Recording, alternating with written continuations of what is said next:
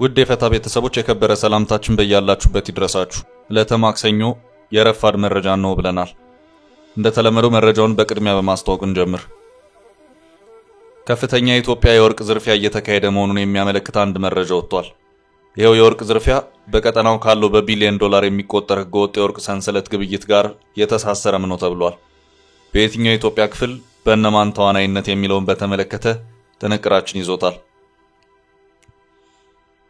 ከህዳሴው ግድብ ጋር በተያያዘ ለ10 ዓመታት ተደራድረው አንዳች ውጤት ማስመዝገብ ያልቻሉትን ኢትዮጵያና ግብጽን እኔ ላሸማግል የሚል አካል ብቅ ብሏል። እኛም በጥንቅራችን አካተነዋል። በቀይ ባህር ሁለተኛ ትልቅ ወደብ የሆነው የየመኑ ሁዴዳ ወደብ እንዳይሆን ሆኗል። እስራኤል በ30 ጀቶች 65 ዙር ጥቃት ሌሊቱን ፈጽማለች። ከአሜሪካና ከእንግሊዝ ጦር ጋር በጋራ በመቀናጀት በየመን የሁቲ ታጣቂዎች ላይ ተደርቦ ድብደባ ፈጽመዋል። የየመን እህል ውሃ መውጫ መግቢያ የሆነው ወደብ ከፍተኛ ውድመት ያስተናገደ ሲሆን የወደብ ከተማም ሌሊቱን ስትነዳ አድራለች። የመንን ስላንኮታኮተው ስለዚህ ድብደባ የምንለው አለ። ትውልደ ኢትዮጵያዊ የእስራኤል ወታደር በጋዛ ህይወቱ ማለፉ ተሰምቷል። አጠር ያለ መረጃ እናደርሳለን። ድምጻዊ ይሁኔ በላይ መጽሐፉን ለማስመረቅ በአሜሪካ አሌክዛንድሪያ ቨርጂኒያ ቀጠሮ ይዟል። ዝርዝሩን ከጥንቅራችን ይሰሙታል። ትራምፕ ህገወጥ ስደተኞችን በአፍሪካ ሀገራት ላይ ያሰፍሩ ነው።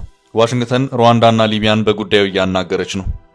ሀገራቱ ስደተኛ ተቀብለው በምላሽ የፋይናንስ ድጋፍ ያገኛሉ ተብሏል። የትራምፕ አስተዳደር ራሳቸውን ከአሜሪካ ለሚያባሩ ሰነድ አልባ ስደተኞች $1000 ቦነስ እየሰጠ መሆኑ መነጋገሪያ ሆኗል። መረጃውን አያይዘናል። ሳልሳይ ወያነ ዓለም አቀፉ ማህበረሰብ እንደ አዲስ ሊፈነዳ የተቃረበውን ውጊያ በአስቸኳይ አስቁሙልን ሲል ጥሪ አቅርቧል። የሌላ ዙር ግጭት ስጋት ተፈጥሯል ሲል የገለጸው ፓርቲው ህወሓት ላይ ከበድ ያለው ቀሳ ሰንዝሯል። መረጃ የጥንቅራችን አካል ነው።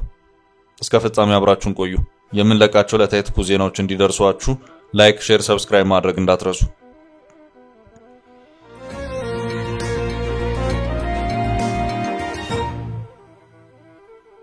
ከፍተኛ የወርቅ ዝርፊያ እያካሄዱ ነው።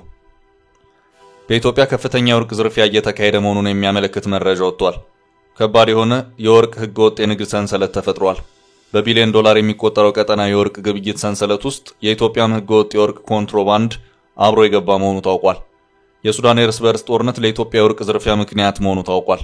የሱዳን ወርቅም እንዲሁ በዝርፊያ ውስጥ ነው። ከኢትዮጵያ ጋርም ተሳስሯል። የሱዳን የእርስ በርስ ጦርነት በአገሪቱ በስፋት መቀጣጠሉን ተከትሎ በርካታ ስደተኞች ወደ ኢትዮጵያ ቤኒሻንጉል ጉሙዝ ክልል ኩምሩክ የሚባል ቦታ እየፈለሱ መሆኑን ያመለከተው ዘ አይሪሽ ታይምስ ከፍተኛ የኢትዮጵያ የወርቅ ሀብት በኩምሩክ በኩል አድርጎ ወደ ሱዳን እየወጣ መሆኑን ይሄው ዘገባ አስታውቋል። ዘ አይሪሽ ታይምስ በዚሁ ህገወጥ የወርቅ ዝውውር ውስጥ የታጠቁ ኃይሎች፣ ስደተኞች፣ ሌሎች አካላትን በስፋት እየተሳተፉ መሆኑን አመልክቷል። በተመሳሳይ መልኩ በትግራይ በኩልም ከፍተኛ ወርቅ ወደ ኤርትራ እየወጣ ነው የሚሉ ዜናዎች ሲሰራጩ የቆዩ ሲሆን በዚህ በኩልም ኤርትራ ጥብቃ እያስተባበለች መሆኑ የሚታወስ ነው። የሱዳን ስደተኞች ይቀርብላቸው የነበረው እርዳታ መቋረጡ ወደዚሁ ስራ እንዲገቡ ያደረጋቸው መሆኑን የታወቀው ጀነራል አብዱልፈታህ አልቡርሃን በጦራቸው አማካይነት የሱዳንን ዋና ከተማ ካርቱምን ቢቆጣጠሩም ጦርነቱ ከምድር ወደ አየር ተቀይሮ በድሮንና ጀት ወደ መጠቃቃቱ አምርቷል። የሀገሪቱ ጦር ኃይል ጀቶችንና ድሮኖችን ሲጠቀም በጀነራል መሐመድ ሐምዳን ዳጋሎ የሚመራው ፈጥኖ ደራሽ ጦር ደግሞ አብዝቶ ድሮኖችን በመጠቀም ላይ ነው። በትላንትናው ዕለትም በሱዳን የቀይ ባህሯ ወደብ ከተማ ላይ የነበረውን ግዙፍ የፖርት ሱዳንን የነዳጅ ማከማቻ ዴፖን በድሮን በመምታት እንዲጋይ አድርጓል። አሁን ጦርነቱ ወደ ድሮን ጦርነት በመቀየሩ ግንባር አልባ ጦርነት ሆኗል። ዘ አይሪሽ ታይምስ ባሰራጨው ዘገባ የጀነራል ዳጋሎ ጦር የኢትዮጵያ ጎራባች በሆነችው የሱዳን ብሉ ናይል ግዛትም ተስፋፍቶ መቀጠሉን አመላክቷል።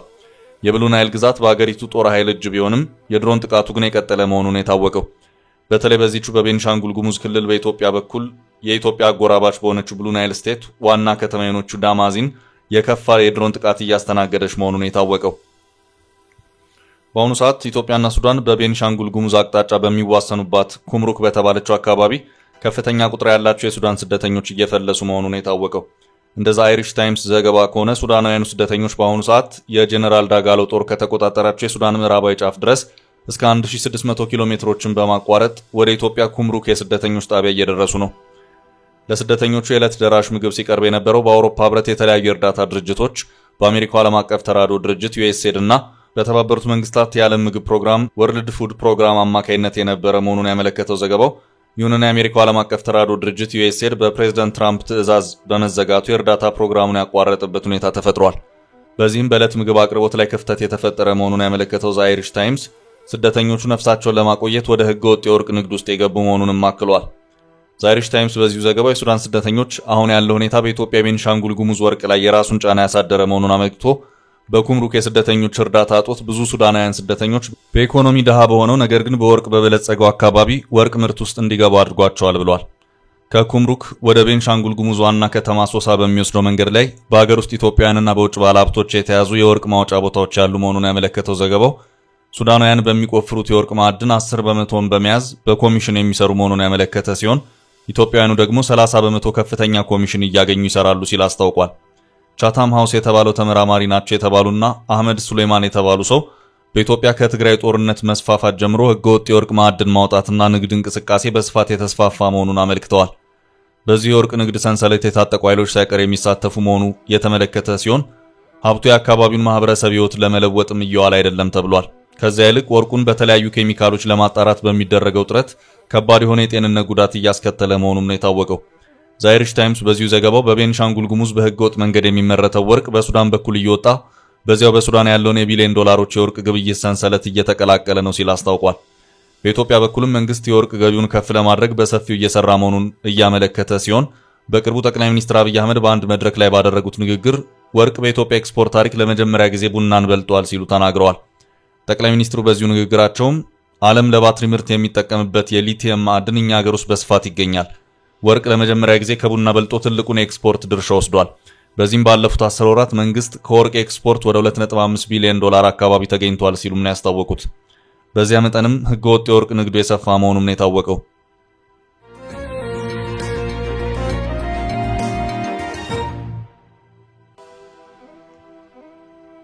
በቀጣይ መረጃ የኢትዮጵያና ግብጽ ሽምግልና ለ10 ዓመታት ያህል ድርድር አድርገው አንዳች ውጤት ማስመዝገብ ያልቻሉትን ኢትዮጵያና ግብጽን ላደራድር የሚል አካል ብቅ ብሏል።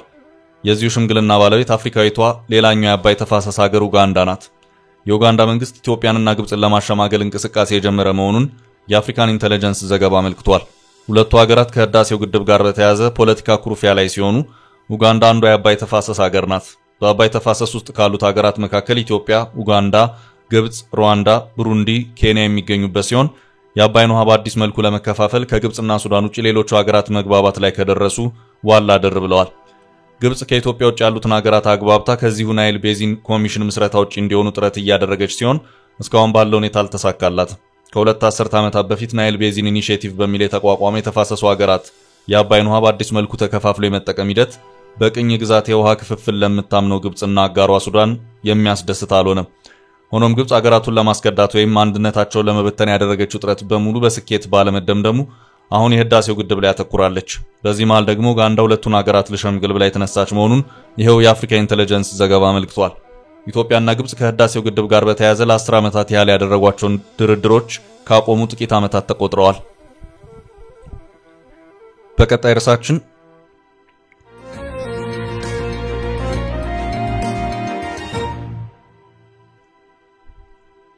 ግዙፍ የቀይ ባህር ወደብ ወደመ። እስራኤል ሌሊቱን የመንን ስታወድም አደረች። እስራኤል በ30 ጀት 65 ጥቃት በመፈጸም የመንን ስታነዳ አድራለች።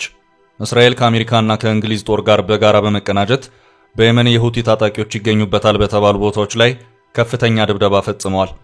ከ6 በላይ ቦታዎች ኢላማ የተደረጉ ሲሆን ሰንዓ፣ ሰዳህ፣ ማሪብ፣ ሐጃህ፣ አልጃወፍ እና ሁዴዳህ ላይ በርካታ ዙር ድብደባዎች ተፈጽመዋል። ከ65 በላይ አየር ጥቃት መፈጸሙን ተከትሎ በርካታ ሰዎች ሳይሞቱ እንዳልቀረ ዓለም አቀፍ ሚዲያዎች እየዘገቡ ይገኛሉ። እስራኤል ይህን ጥቃት የፈጸመችው ከትላንት በስቲያ የሁቲ ታጣቂዎች ወደ እስራኤል ሚሳኤል በመተኮስ በእስራኤል ዋና አየር ማረፊያ ላይ ጉዳት ማድረሳቸውን ተከትሎ ነው። በየመን ላይ ሌሊቱን የተፈጸመው ጥቃት ከዚህ ቀደም ከነበረው ጠጠር ያለ ነው። በቀይ ባህር ሁለተኛ ትልቅ ወደብ የሆነው የየመኑ ሁዴዳ ወደብ እንዳይሆን ሆኗል። የወደብ ከተማው ስትነዳ አድራለች። በከተማው የሲሚንቶ ፋብሪካም ወድሟል።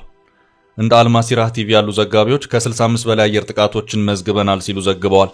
ሮይተርስ ግን ጥቃቱን በ10 ዙር የተገደበ መሆኑን አስነብቧል። የእስራኤል ጦር መጠነ ሰፊ ድብደባውን ማድረጉን ያመነ ሲሆን ለሁቲ የሚሳኤል ጥቃት የተሰጠ መልስ ነው ብሏል። የየመኑ ትልቅ ወደብ ዋነኛ ኢላማ ሆኖ ያደረ ሲሆን መጠነ ሰፊ ውድመት አስተናግዷል። ሁለት የዜና ምንጮች ወደቡ 70 በመቶ ውድመት ማስተናገዱን ገምተዋል። 5ቱም የወደቡ ጭነት ማራገፊያ ክሬኖች ሙሉ በሙሉ ከጥቅም ውጭ ሆነዋል። ይህ ወደብ የየመን 80% የምግብ ኢምፖርት የሚገባበት ሲሆን ምሽቱን 2 መርከቦች ዕቃ እያራገፉ በነበረበት ነው ድብደባ የተካሄደው። የወደቡ ውድመት የየመንን ኢኮኖሚ በእጅጉ የሚጎዳ ይሆናል። ሁቲዎችም በወደቡና አቅራቢያው ያላቸው ይዞታ ከፍተኛ ጉዳት ደርሶበታል። በከተማው ትልቁ የሲሚንቶ ፋብሪካ 4 ዙር ድብደባ የደረሰበት ሲሆን ከባድ ውድመት ደርሷል። የሌሊቱን ድብደባ ተከትሎ ሁቲ አጸፋ ጥቃት እስራኤል ላይ ለማድረስ የዛተ ሲሆን ቡድኑ በጋዛ የተኩስ አቁም እስኪረጋገጥ ድረስ እስራኤልን በባህርና በአየር እያጠቃ እንደሚቀጥልም ገልጿል።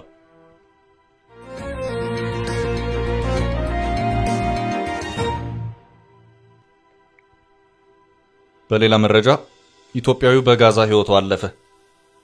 ትውልደ ኢትዮጵያዊ የእስራኤል ወታደር በጋዛ ሕይወቱ ማለፉ ተሰምቷል። በጋዛ ሰርጥ አቅራቢያ ኢትዮጵያዊ የእስራኤል ወታደር በመኪና አደጋ ሕይወቱ ማለፉን ጀሩሳሌም ፖስት ዘግቧል። የእስራኤል መከላከያ ኃይል ባወጣው መግለጫ የተገደለው የ41 ዓመቱ ደጀን ዳንኤል ሳህሉ መሆኑን አስታውቋል። ደጀን የእስራኤል መከላከያ ኃይል ተጠባባቂ ጦር አባል እንደነበር የጠቀሰው መግለጫው በ5067ኛ ሻለቃ የከባድ ጦር መሳሪያ ኦፕሬተር ሆኖ ሲያገለግል እንደነበርም አስረድቷል። እሁድ ዕለት በጋዛ አቅራቢያ በሚገኘው ኢየሩሳሌም ድልድይ አካባቢ በግዳጅ ላይ ተሰማርቶ በነበረበት ወቅት ባጋጠመ መኪና አደጋ ሕይወቱ ማለፉን ያስታወቀው የእስራኤል መከላከያ ኃይል የአደጋውን መንስኤ እያጣራ መሆኑን ጨምሮ ገልጿል። እንደ ኢየሩሳሌም ፖስት ጋዜጣ ዘገባ ካለፈው ዓመት ኦክቶበር 7 ወዲህ ከተገደለው የእስራኤል ወታደሮች ደጀን 854ኛው ነው። በተያያዘም በርከት ያሉ ትውልደ ኢትዮጵያውያን በእስራኤል ጦርና የጸጥታ አካላት ውስጥ እንደሚያገለግሉ የሚታወቅ ሲሆን በፖሊስ ኃይል አባልና በአገሪቱ ጦር አባል የነበሩ ቤተ እስራኤላውያን በጦርነቱ መገደላቸው ሲዘገብ ቆይቷል። እስካሁን ባለው መረጃም ቁጥራቸው ከ10 በላይ የሚሆኑ ኢትዮጵያውያን መገደላቸው የተገለጸ ሲሆን ሌሎች የታገቱና የተገደሉ ሊኖሩ እንደሚችሉ ተዘግቧል።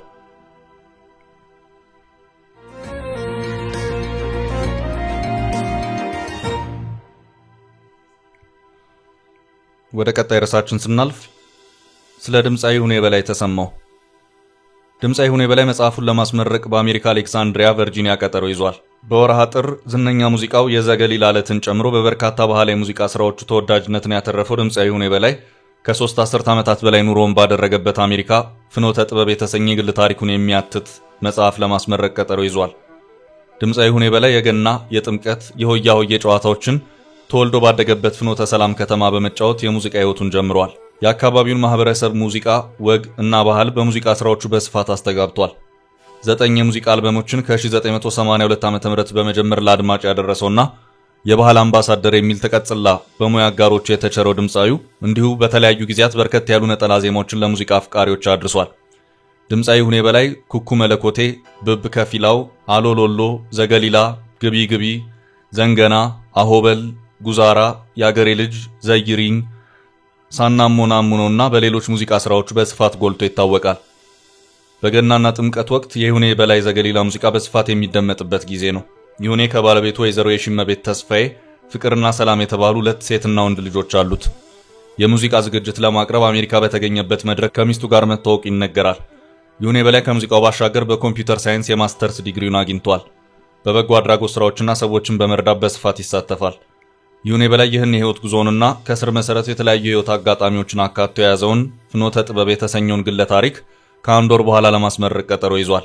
ድምጻዊ ይሁኔ በላይ ከ970 ሺህ በላይ ተከታዮች ባሉት ይፋዊ የፌስቡክ ገጹ ባጋራው መልእክት በህይወት ጉዞ ያለፍኩባቸውን ጎዳናዎች ዘወር ብዬ በማስታወስ በሙያና በግል ህይወት ያጋጠመኝን ፈተናና ስኬቶች የከተብኩትን እና ፍኖተ ጥበብ ስል የሰየምኩትን ግለ ታሪክ መጽሐፌን ለማስመረቅ ቀንና ሰዓቱን ለእናንተ ሳስተዋውቅ በደስታ ነው ብሏል። በዕለቱ ተገኝታችሁ የደስታዬ ተካፋይ እንድትሆኑልኝ ስል የአክብሮት ጥሬን አስተላልፋለሁ ያለው ድምጻዊ ይሁኔ በላይ በአሌክሳንድሪያ ቨርጂኒያ ቻርልስ ኢቤትሊ ጁኒየር ላይብረሪ ጁን 21 12 ፒኤም ላይ ተገኙልኝ ሲል ጥሪውን አስተላልፏል።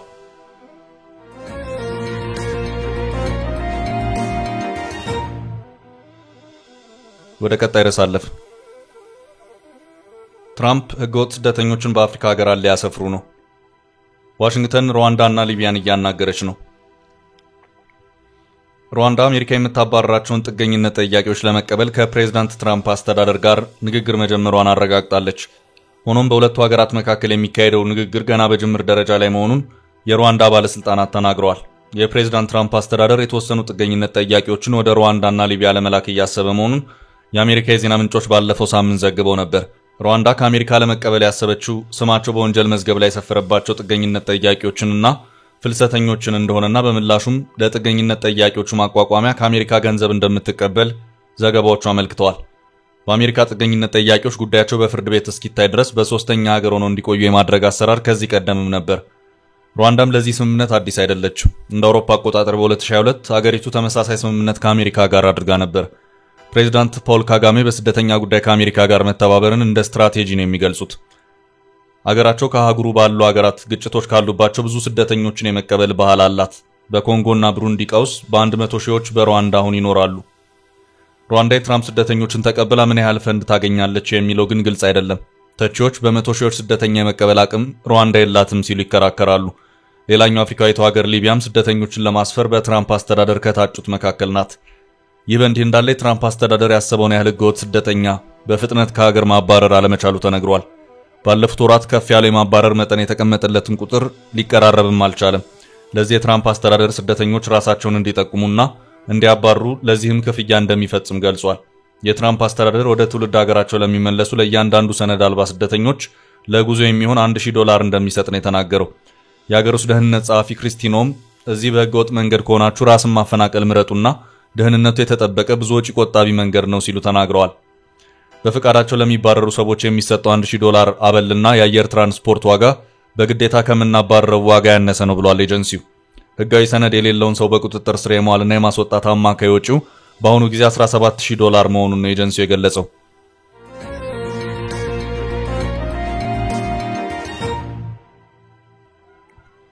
በመጨረሻም እነ ደብረጽዮን ላይ የቀረበው አዲስ ክስ ሳልሳይ ወያነ ዓለም አቀፉ ማህበረሰብ እንደ አዲስ ሊፈነዳ የተቃረበውን ውጊያ በአስቸኳይ ያስቁሙልን ሲል ጥሪ አቅርበዋል። የሌላ ዙር ግጭት ስጋት ተፈጥሯል ሲል የገለጸው ፓርቲው ህወሓት ላይ ከበድ ያለ ወቀሳ ሰንዝሯል። ሳልሳይ ወያነ ደብረጽዮን ገብረ ሚካኤል የሚመሩት የህወሓት ቡድን የፕሪቶሪያዊ ግጭት ማቆም ስምምነት እንዲፈርስ የበኩሉን ጥረት በማድረግ ላይ ይገኛል በማለት አዲስ ባወጣው መግለጫ ከሷል። ፓርቲው ቡድኑ ትግራይን ከሚያፈርሱ ተግባራቱ በአስቸኳይ ይቆጠብ በማለት አሳስቧል።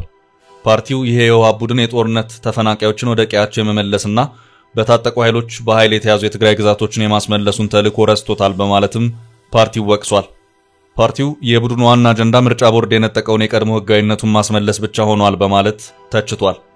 በሌላ በኩል ህወሓት በኢትዮጵያ ምርጫ ቦርድ የተሰጠው የመጨረሻ ማስጠንቀቂያና እግድ ሊያበቃ ጥቂት ቀናት በቀሩበት የፓርቲው ህጋዊ ሰውነት በፕሪቶሪያ ስምምነት መሰረት እንዲመለስለት መጠየቁ አይዘነጋም። የኢትዮጵያ ብሔራዊ ምርጫ ቦርድ ህወሓት ከማንኛውም የፖለቲካ እንቅስቃሴ ለ3 ወር ማገዱ በ3 ወር ማስተካከያ የማያደርግ ከሆነ በቀጥታ እንደሚሰረዝ አስታውቆ ነበር። የህወሓት መካከለኛና ከፍተኛ አመራሮች በርካታ ጉዳዮች በዳሰሱበትና ከትላንት በስቲያ ይፋ ባደረጉት የአቋም መግለጫ የፕሪቶሪያ ሰላም ስምምነት በሙሉነት እየተተገበረ አይደለም ያሉ ሲሆን የውሉ ፈራሚ የሆነው የኢትዮጵያ ፌዴራል መንግስት ለስምምነቱ ትግበራ ቁርጠኛ አልሆነም ሲሉ መውቀሳቸው አይዘነጋም። የህወሓት ካድሬዎች በአቋም መግለጫቸው ውስጣችን ተፈጥሮ በቆየ ብሔራዊ ክህደት ምክንያት በኢትዮጵያ መንግስት በኩል ለስምምነቱ አፈጻጸም ቁርጠኛ ባለመሆኑ ምክንያት አደራዳሪ አካላትም ቢሆን ትጥቅ ፍቱ ከማለት ውጪ ስምምነቱ በሙሉነት እንዲፈጸም የሚያሳዩት ፍላጎት ውስን ነው። እነዚህ ችግሮች ተደራርበው ስምምነቱ እስካሁን በሙሉነት አልተተገበረም ሲሉ ወቅሰዋል። ሳልሳይ ወያነ ይህንኑ የህወሓት ወቀሳ ተከትሎ በትላንትናው ዕለት ባጋራው መልእክቱ የነ ደብረጽዮን ቡድን ዋና አጀንዳ ምርጫ ቦርድ የነጠቀውን የቀድሞ ህጋዊነቱን ማስመለስ ብቻ ሆኗል ሲል ነው የኮነነው። ዓለም አቀፉ ማህበረሰብ እንደ አዲስ ያንዣበበውንና ሊፈነዳ የተቃረበውን ጦርነት በአስቸኳይ ያስቁሙልን ሲል ጥሪ አቅርቧል። ፓርቲው ለዛሬ ያዝንላችሁን ርዕሰ ጉዳዮች እዚህ ላይ ቋጨን። ላይክ፣ ሼር እና ኮሜንት በማድረግ ለቻናላችን ድጋፋችሁን መግለጽ እንዳትዘነጉ እያልን ከሌሎች መረጃዎች ጋር ደግመን እስክንገናኝ ቸር ያሰማን ስንል ተሰናበትን።